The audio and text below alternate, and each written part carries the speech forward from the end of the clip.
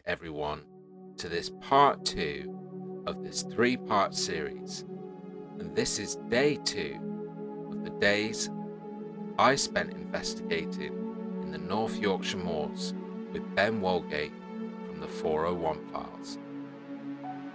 If you haven't had the opportunity to watch part 1 yet, check out the description to this video and the link that will take you to part 1, and you can watch that part 1 now before proceeding with part 2. If you have watched part 1, then like me, you're probably eager to get on with the spooky investigations that took place in the North Yorkshire Moors. The part 1 video closed out with me contemplating and recapping on all the discoveries we had made just in day 1. And all of those discoveries happened in the order that you saw them on the part 1 video. First of all, we came across that strange and curious deer. And then we came across the really large fungus. Then later, by the campfire, we had the EMF readings. Then last of all, whilst I was editing the video, I came across a strange sound that I can't explain and think about what caused it in the environment. However, for this part 2 video of this series of 3, because at the very start of day 2, Ben and myself made the most harrowing, scary discovery, but I think it's best to save the best till last. So you guys will have to wait to the end of this video to see the start of day 2. However, Ben took me to plenty of other very interesting locations where we made some really great discoveries and also discussed and debated issues of the paranormal.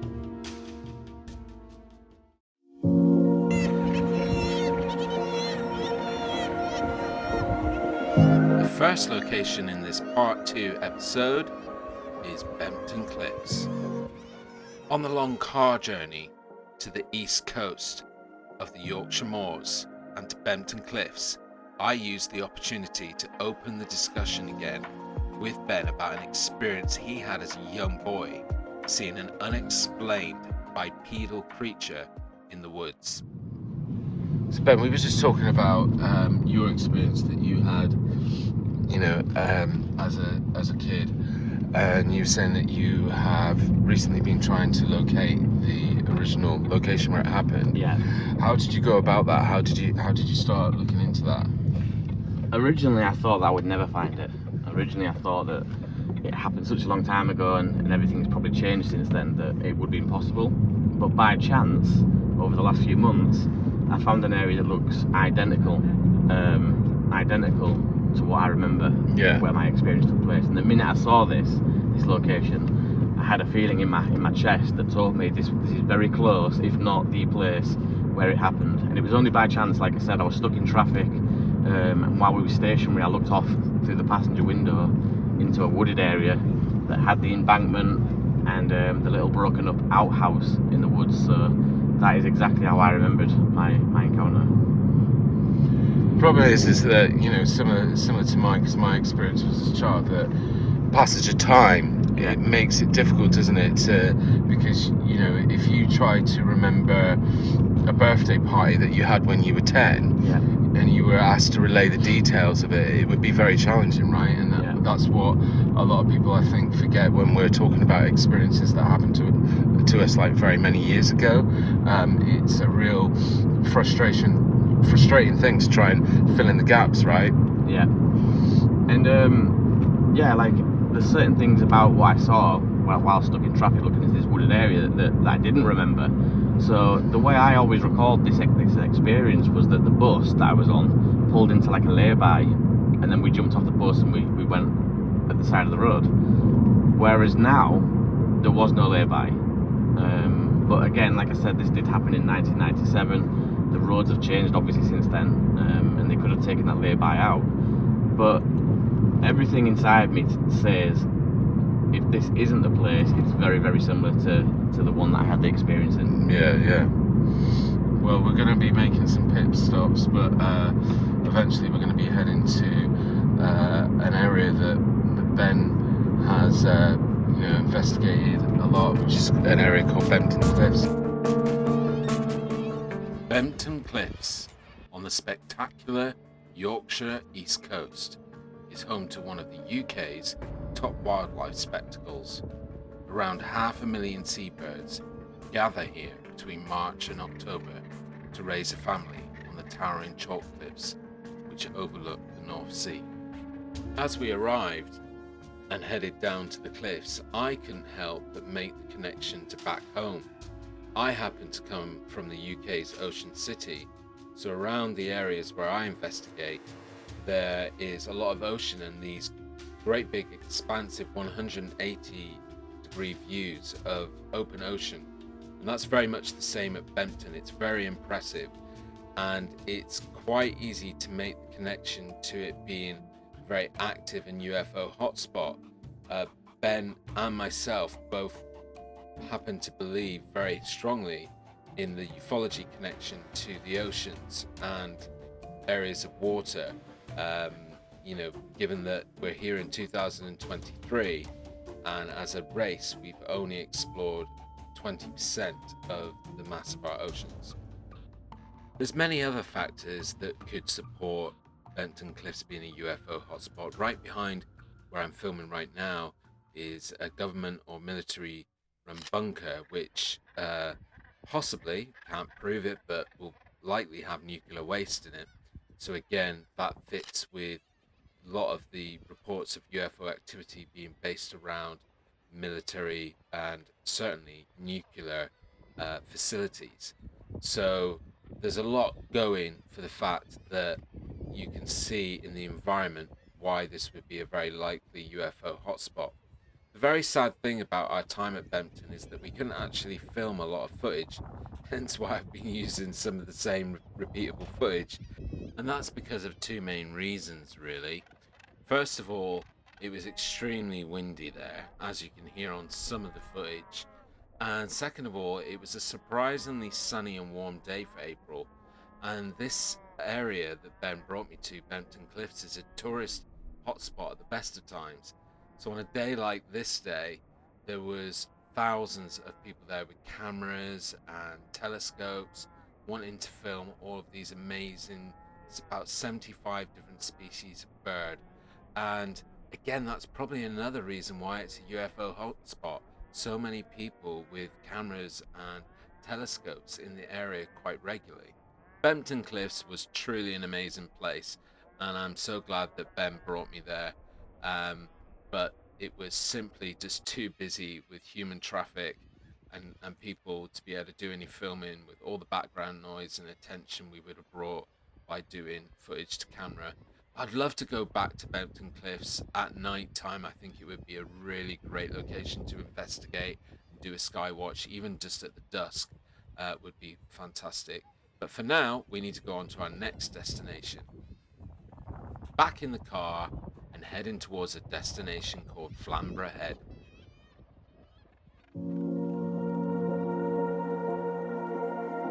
Flamborough Head is very similar to Bempton Cliffs, and it's on the coastline of the Yorkshire Moors. And this is where I got my investigator of ufology hat on. I specifically asked Ben to take me to this location.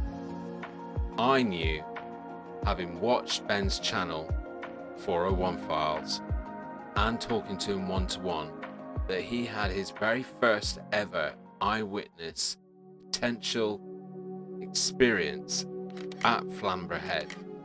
And I wanted, as an investigator, to go to that location and see the environment, see the surroundings.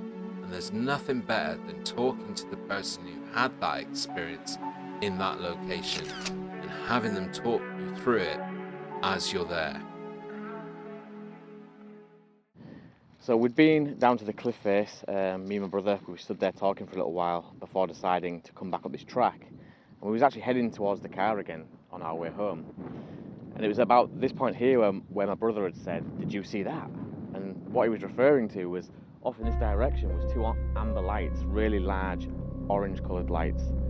And as he saw that, I kind of caught the back end of it as it was blinking out. Yeah. So I watched it and waited again to see if I could see these lights come back on. They did. This time they were about in this direction here. Yeah. And then I thought, okay, this might be a plane. Let's just wait and see if they keep going in the line of travel, which would have been there. But as it was, the lights reappeared back where they just started and was first seen.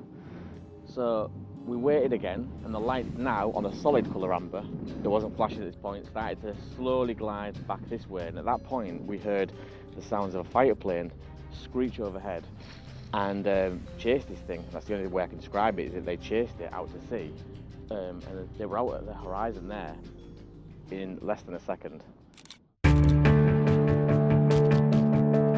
Talking to Ben and reflecting on what he said has revealed two key important things for me that help support the investigation of Ben's experience.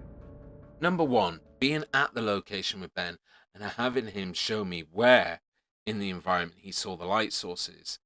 On a clear day like it was on this day, allows you to see right into the distance, and you can see that there's no higher altitude land in that peripheral vision. So what that eliminates is it being a ground-based source. So we definitely know we're looking at some form of aerial phenomenon.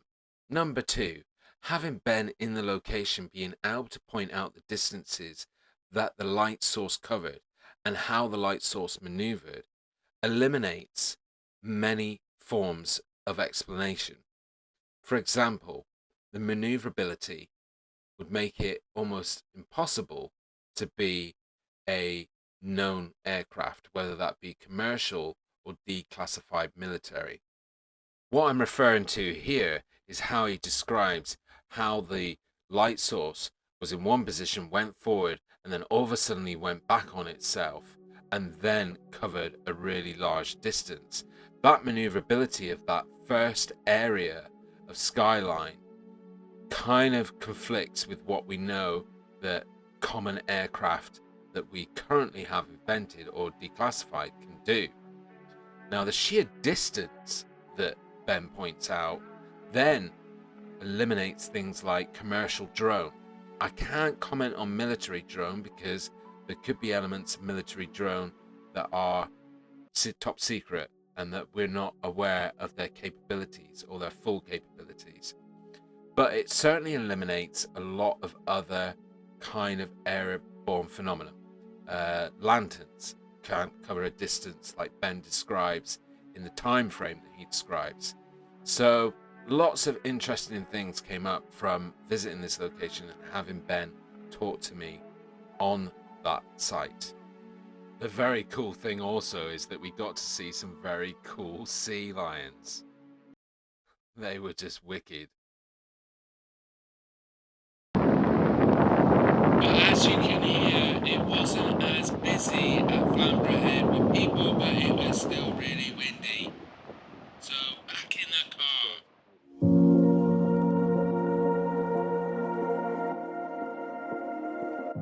We were on our way to our next location, and I was really excited about this one because, again, it was a location that I specifically asked Ben to take me to, and that's because I've been watching some latest videos from Ben with a lot of activity in this area. It's Dalby Forest.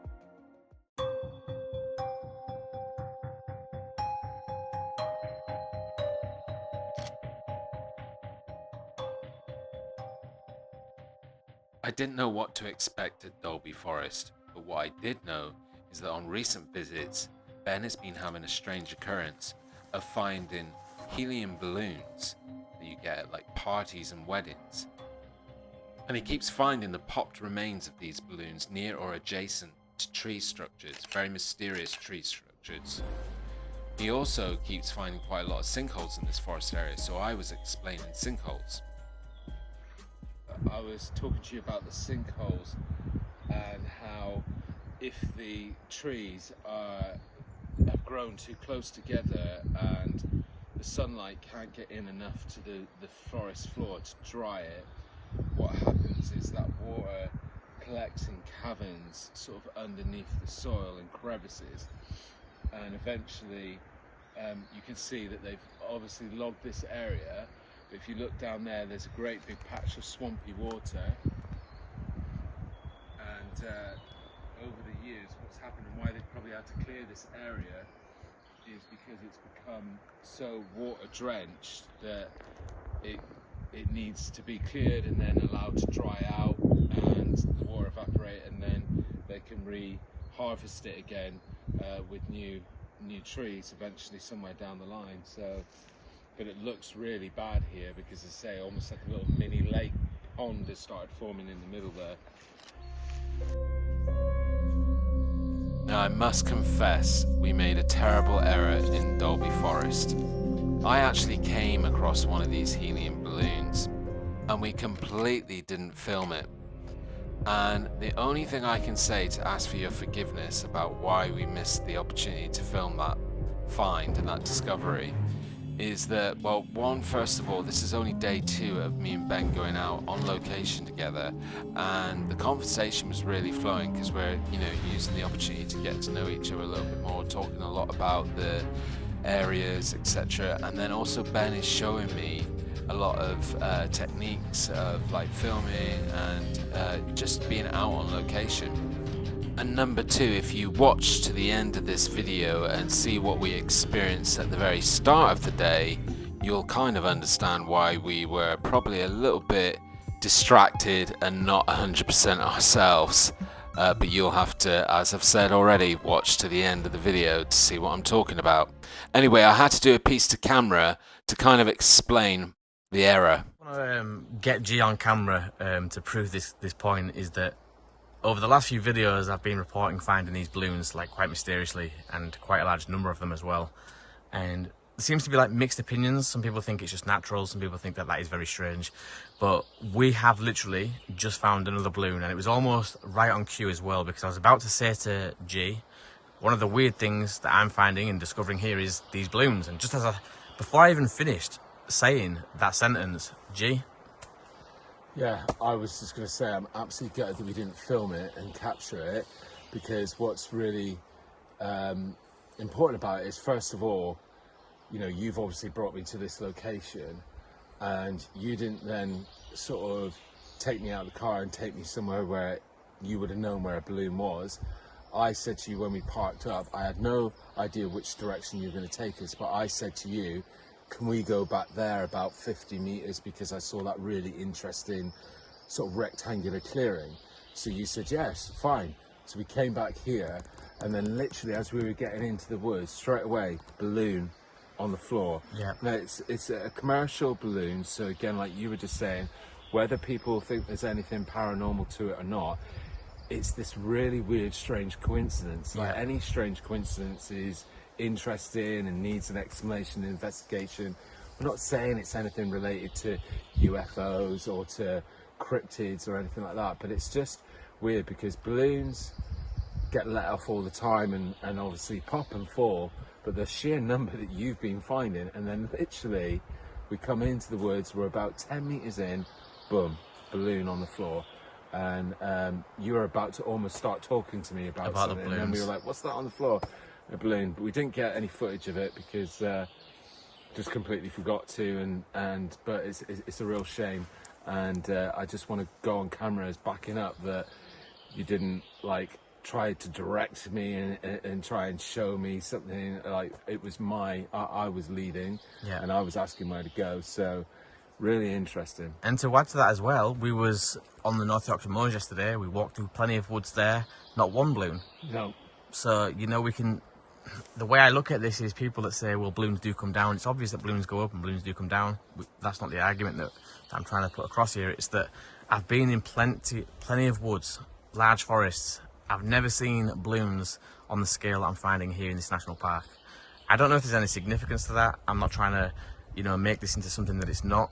All I'm doing is pointing out that there are large numbers of balloons, usually situated very close to strange tree structures or some other anomalies. And just for example, the balloon that me and G are referring to right now, just off to the left of where this balloon was almost like an indentation in the ground with trees and bark and everything else formed around this indentation. And straight away I said to G, what do you think? He said bed, and that's exactly what I was thinking as well. Now, was it a bed? We're not saying that it was, we're not saying that it wasn't. It just came across to us like it was, and that was right next to where the balloon was as well. So what's another really interesting point is, like, while I've been sat at home in Plymouth watching your videos here in Dalby Forest and about the balloons, one thing that went through my mind is I was thinking, well, maybe there might be a location near where you go and explore where things like weddings, birthday parties get held a lot, and that's given the explanation of why there's a lot of balloons in the area. But take it from me, traveling in here, there isn't anything that would explain that. We're miles from anything where things like that would be done, unless there's some sort of local repeatable wind pattern that always brings anything that gets let off into the air in this direction. I don't know, but it's certainly, and like you said, I've never been in a forest or a wooded area and found a lot of helium balloons, not to the sheer number that you've been finding them, and we've seen one today, which is just strange.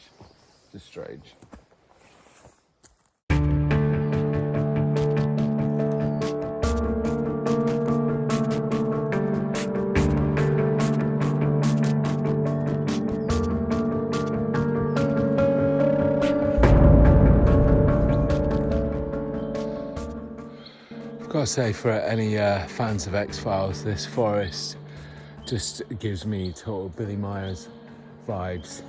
If you've ever seen that episode, I think it's episode 1 and 2 of X-Files, definitely gives me that vibe. And it's creepy, it's endless. I've been in this sort of forest before, but not gone into this deep. And yeah, it's just, I've been trying to get some shots of it. It doesn't ever come across like it does on to the eye. But trying to get some focus on it. But yeah, crazy. I am loving this. Ben's very lucky to live just around the corner from this. I mean, I've got some beautiful areas in my patch of the world in Dartmoor and Bodmin Moor, but this is great. So here I am in the thick of Dalby Forest in Yorkshire. And something I just wanted to share with you guys, because it's something that we've discussed a lot, or we do discuss a lot on the vault, discuss it with Ben. And that's the idea of pareidolia. We were sat by the campfire last night talking about how, of all reports and all accounts, especially in, say, let's pick one area like Sasquatch and Bigfoot, of the reports and accounts, I have a strong feeling that maybe 2 to 5% of them are genuine, as in can be proven to be something that needs to be investigated.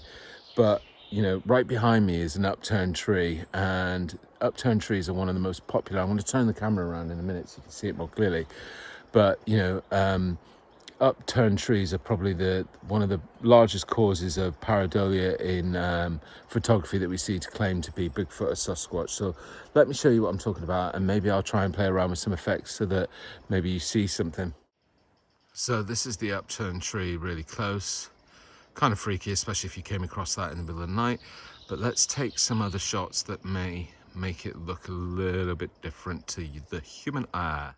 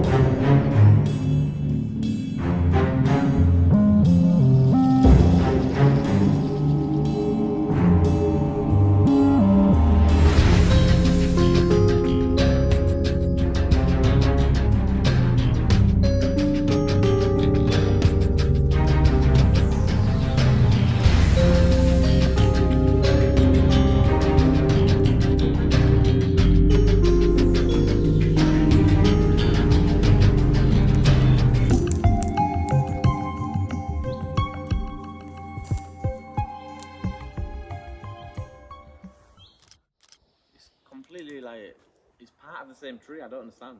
Like, and the bend starts roughly where the snap starts, and yet both of these come from that one tree. It's just weird.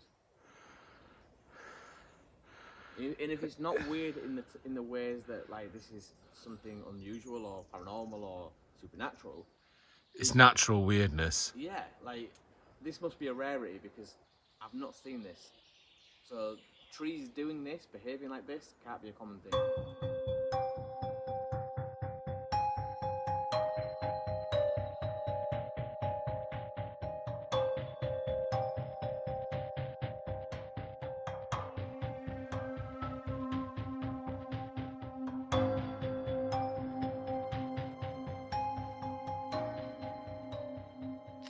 Absolutely awesome to be here in Dalby Forest. I've seen so many videos from Ben on the 401 files based from the Dalby Forest, and it's a place of lots of mystery and paranormal encounters, both UFO and cryptids.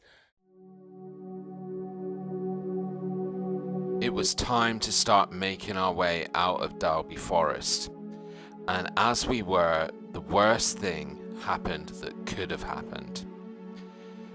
I found another balloon. At the time when I found it, I was quite a distance away from Ben, and at the same time I also noticed an alert on my phone. It was from my workplace, and it was a terrorist alert which I've never received, and I needed to contact my team in work. But I had no signal in the middle of this deep forest, so we had to rush out of the forest as quick as we could to try and get some signal, and completely lost the opportunity to film that second balloon, but we came across another balloon. I was sad to be leaving Dalby Forest. It was our last location of investigation, and it was an amazing place and another location that I definitely want to return to. Yes, I was sad and frustrated that we didn't capture the balloon finds on camera to share with you guys, so I'm sad about that, but I'm relieved that I had the experience. It was our last location, but not the last destination for you guys, because as you know, I've been saving the best for last. So this is the beginning of day 2, and where we went and what we found.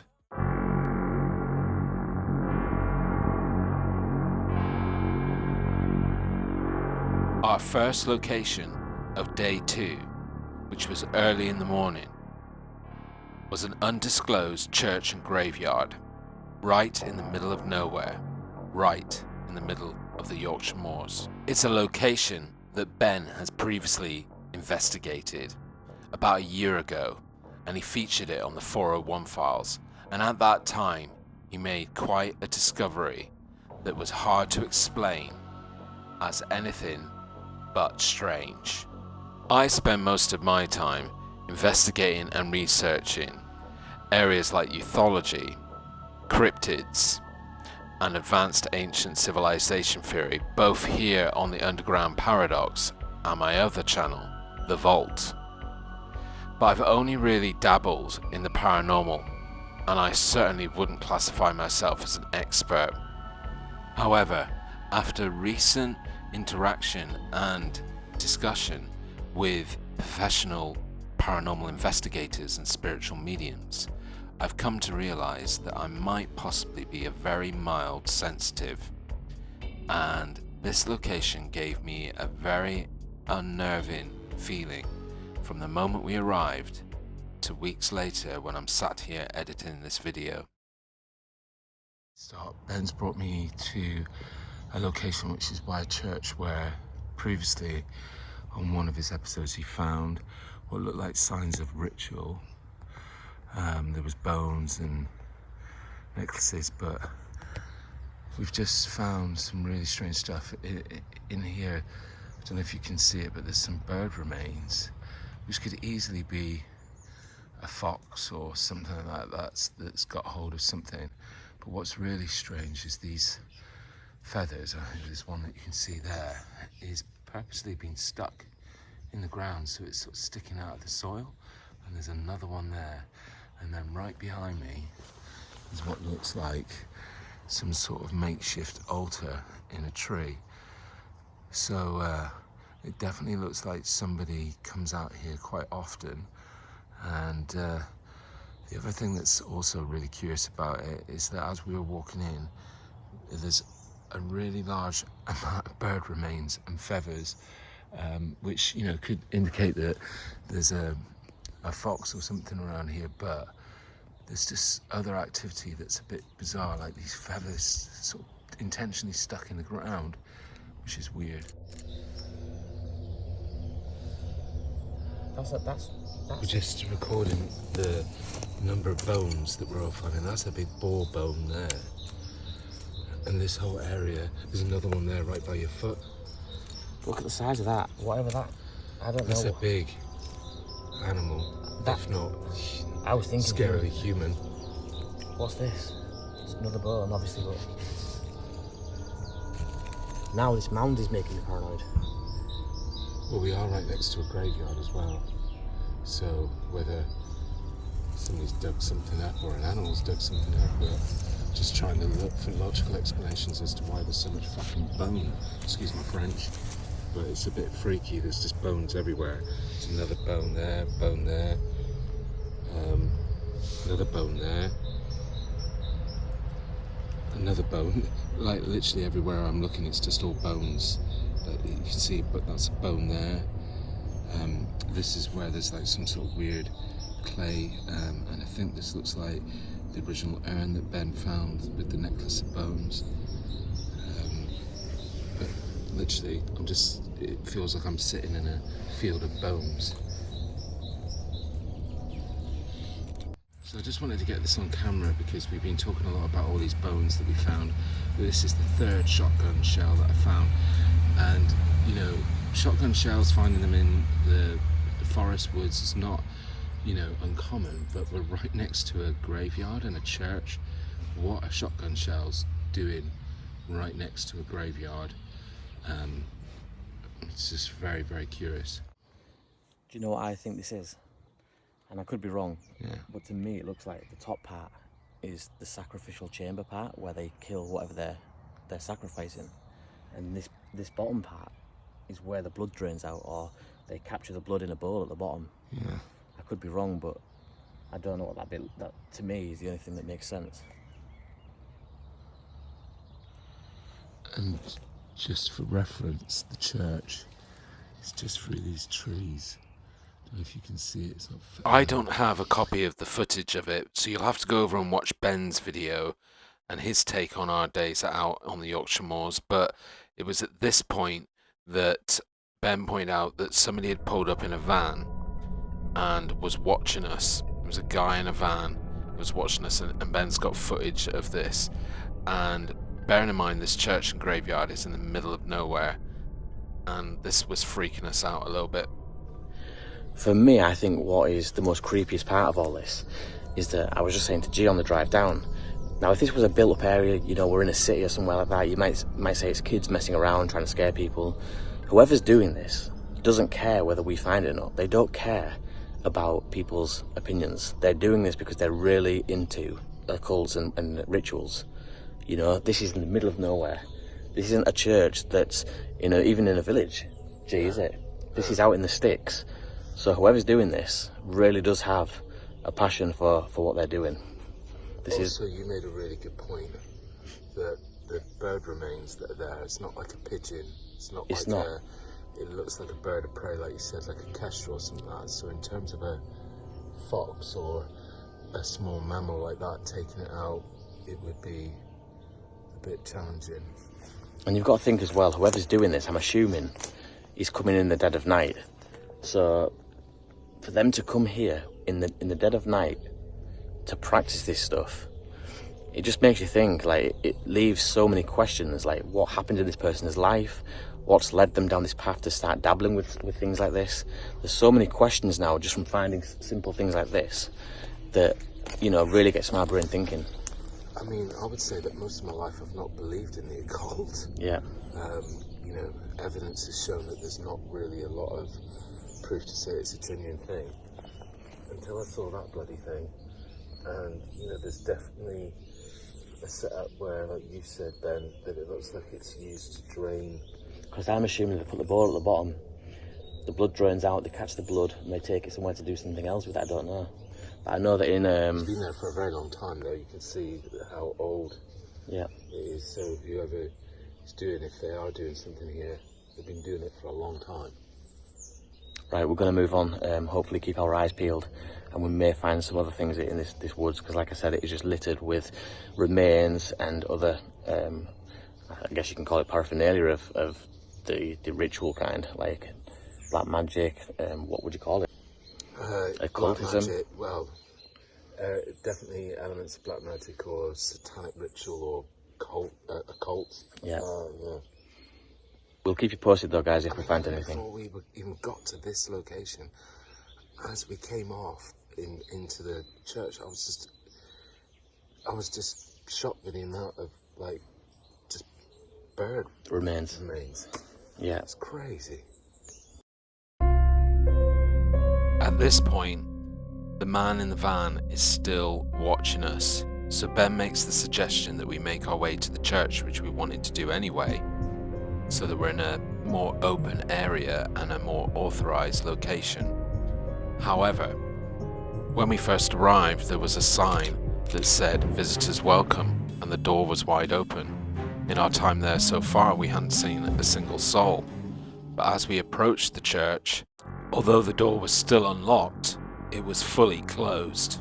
What we discovered inside the church put another complete sinister twist on our findings in this location. So we're inside the church now. As Ben pointed out before, we were exploring around outside. The door was open, but then after we finished exploring, the door was closed, but it is open. But it's a very, very old church as well.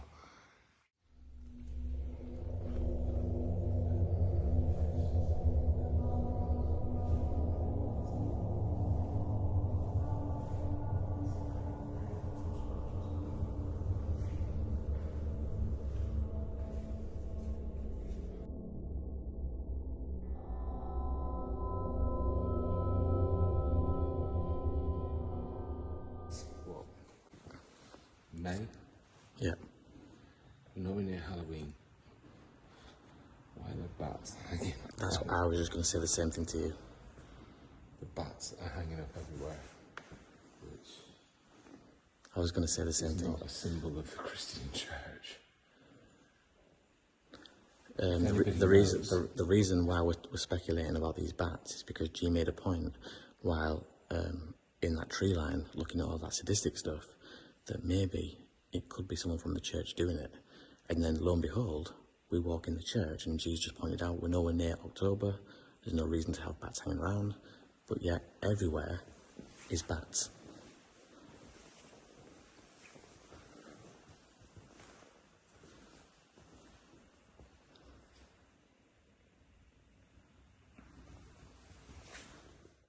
There's actually mushrooms growing on the inside of the church.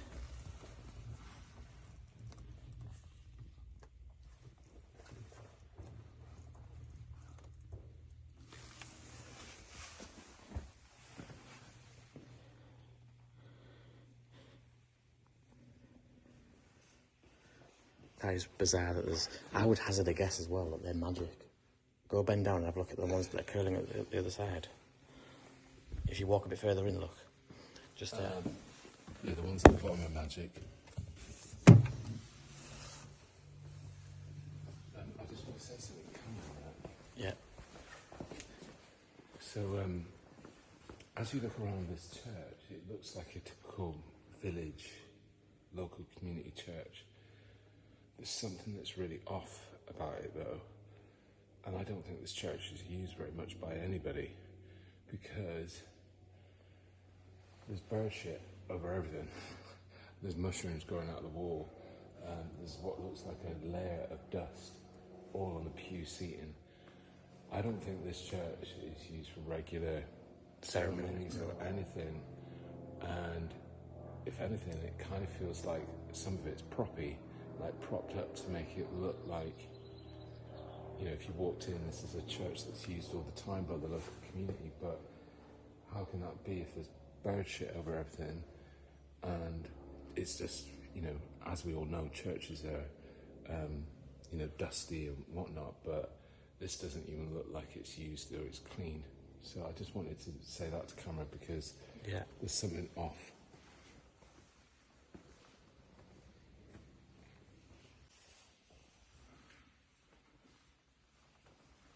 Have you spotted the green man?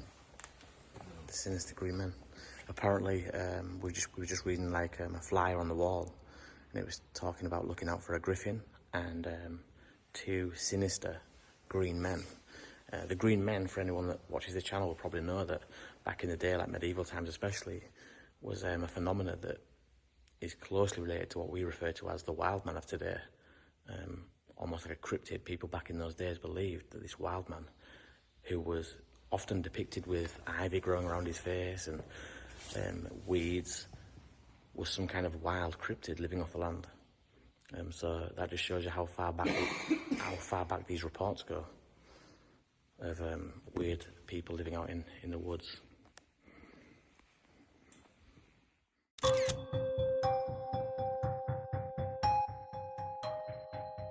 It was time to leave this location. I was extremely uncomfortable here. This church is definitely a front for what is going on in the surrounding areas. This church is not used or taken care of or looked after. Something strange is going on in the surrounding areas past the graveyard. The sheer number of bones and the different types of bones are just not easily explainable by something like a fox or regular animals of prey in the area. That device that is in the tree, it can't be used for anything else other than something flowing out the bottom of it. It's just very strange. Then there were shotgun shells and so much more. It just had such a strange, eerie feeling. It's a location I won't be forgetting anytime soon.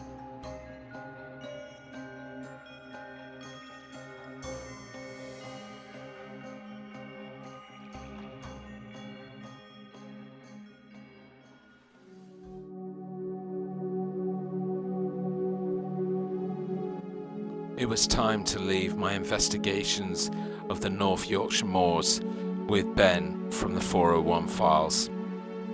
It'd been an amazing 2 days. So many mind-opening experiences, and I was excited, I was scared, but I was tired and shattered all at the same time and needed to go home. But it's okay, because I'll be teaming up with Ben, my friend, in the future, I'm sure, for some more investigations, so lots more to come. To leave the Yorkshire border, just spent the last 2 days with Ben out on location in his neck of the woods around the Yorkshire Moors, and what a fantastic 2 days it's been. I mean, the number of locations that we've been to, simply amazing. The amount of strange things that we've seen blow my mind. I didn't expect that at all, and you can see why Ben can create some amazing content, because he's got a lot on his doorstep that is interesting, and potentially got strange stuff happening that needs further investigation. But it's been super amazing. I've been collaborating with Ben sort of on and off for the last couple of years. It's great to get out with him in person on location. It's going to be the first of many. I can assure you of that, because it's just great to get out with somebody who's like-minded. If you're watching this and you think that there's not a lot of people that you can talk to about your beliefs or what you think about anything that's paranormal or strange, then I really recommend that you try and find somebody, because it's good medicine for the mind. So it'll be first of many, but it's now time for me to get back on the road and get back to the borders of Devon Thank you guys for tuning in for this video. Thank you again to Ben for hosting me here in the Yorkshire Moors, and I'll see you all again real soon.